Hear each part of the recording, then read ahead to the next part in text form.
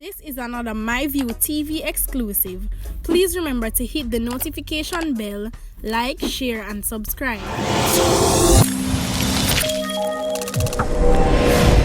I don't bring nobody forward in your to cheer for me. Everything what you see up, my natural talent. Let me tell you something. You see, when you know what to please the audience with, it's simple, man. Well, my people, hope everybody doing okay, hope everybody doing alright. Them normally say if you can't hear, you go feel, That's what them normally say. I see it happen over and over again. So now have a curfew, right? And them gonna look extension for the curfew, a look hour. And people still feel like say, minutes after 11 and 12 o'clock, them for on the road, a gallivant and a come from party. But guess what happened? Every time them do that, somebody gets Slapweh, Me I go make you know really I go on panda ends, but no worry yourself, just keep calm.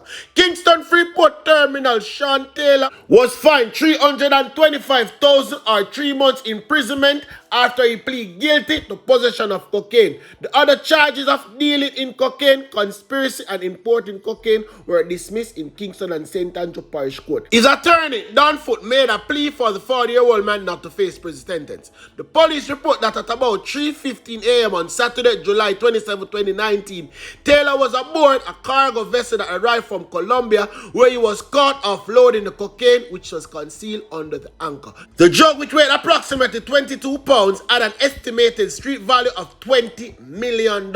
So now you see why the country can better. Because the lie them always find a way for back a criminal them and get them off for any case. But anyway, let me go to this sound system selector. Because I not to feel sorry for me, I'll be honest with you. A sound system selector is dead and a licensed firearm holder in police custody following a shooting incident which sparked by an altercation that started at a party that was being staged in breach of the Disaster Risk Management Act at Landilo, Westmoreland on Thursday night. The dead man has been identified as 33-year-old Andre DJ Jashie Baker of a Landilo Phase 1 address, who was Westmoreland's most popular music selector. The licensed firearm holder was taken into custody following the incident. Is a 41-year-old businessman also of a Landilo Phase 1 address. Report from the police that Baker was playing music from his laptop at an unauthorized party. Yes, listen people.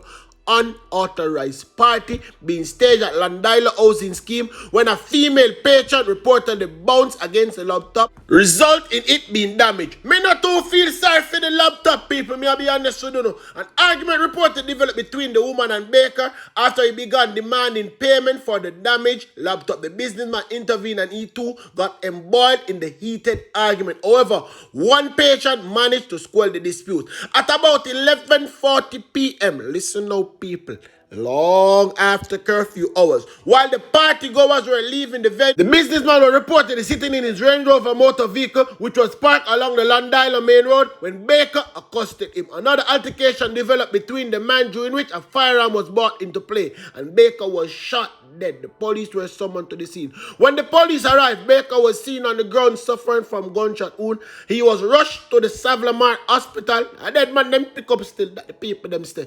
Baker is the second person to be killed in Westmoreland in recent time as a result of an altercation at an illegal party. Oh no, Westmoreland people, you can continue here. You can continue going in a party and see what got to. No one here. Who know what here will feel. Just over a month ago, one man was shot and killed after he and another man got involved in a dispute while they were attending an illegal party in Little London.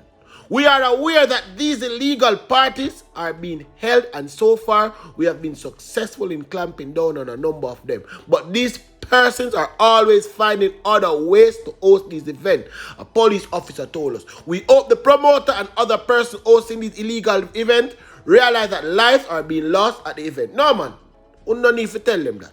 You need to encourage them to continue keeping more illegal party. The more little germs that we get rid of, better for the country. Me I tell you the truth. As the party go and them who don't want here, continue going to party, because see next day, me I come read about to the so they can go on. Enjoy the party. Enjoy. Who not here will feel, and I get Slapweh. For all who always come and cuss, but yo, don't stop them and send them a prison, make them reform and come out, but they might become something good in the society. I can tell you something. Badness no pay. And nobody now go forget where you do them family, okay? Listen to this one and I want to listen good. A night that was supposed to be a remembrance of a young man who was gunned down on the street of Parade Garden ended with the police probing another murder scene. That is Daniel Barnes, otherwise called Lava. He is a former gangster. Hold on, there is no such thing as former gangster who recently reportedly reformed in recent years. There is no such thing as reform and gangster together. No gangster can reform. Them forget Slapweh. You think say we uno do people picnic. Now go come back and reach, you know. Barnes was linked with the Citizen Security and Justice Program, men with a message initiative. Let me tell you something. Who him could I really tell nothing? You couldn't tell nobody nothing. Barnes was reportedly shot and killed shortly after 8 p.m. Friday evening. He was reportedly pounced upon by armed men who opened fire, killing him. Sources say Barnes was at entrance of a small business he ran in a housing scheme on Fleet Street. When Barnes was killed, mourners had been gathered at another section of the scheme, remembering Sedan Richards. Richard was a porter of Kingston Public Hospital who was killed while he was making his way home from work Tuesday, June 3rd. Remember me to tell you about that little incident people. But you see that Richard's youth, hear him not hear make him get that way. In a life, you just have to understand how things run. If a community and your community in war, not because there's a good hard-working citizens that the community feel like say the man them now go target you to no, them a slap with everybody will come from both there. So at that reach him just feel like say true him not involved in nothing, the man them nah go trouble him. And that was field mistake. The Parade Garden community has erupted into killing field in the last 2 weeks. 3 persons were killed in the community during last week. In addition to Barnes' murder, 56-year-old Nassem Brown was reported executed at his home on Wednesday this week. Remember we talked about all of that to enough people. Real execution style killing. Brown was reported attacked and killed by unknown assailant in reprisal for a murder allegedly committed by your close relative. Let me tell you something. You can't catch quack or catch a shot. Many at the time, at them see them on the eye the criminal them criminal family. That's why people slap enough of them. I mean, not to feel sorry. This isn't the first time in recent time that Barnes was the target of gunmen in the community. So why never leave? But then again, you know, still a chuck badness. So say it then now, you're gonna meet your maker. In November of last year, he was shot and injured in an incident on East Queen Street. Me they tell them about that too. Barnes was reported still on crutches because of the shooting when he was eventually killed. Remember in K1LLNG. But let me tell you something now, people. Police, leave them down there for angle and bangle. Don't even think about going down a Paradise Garden. Make them stay down there and kill off them one of them because the residents them know everything was going and them know all of the gang them we are fight. And I feel them like a family member. So why we for come boy and feel sorry for them? No. You can keep on the 9 night and cookie rice, the shelly rice and the curry chicken back.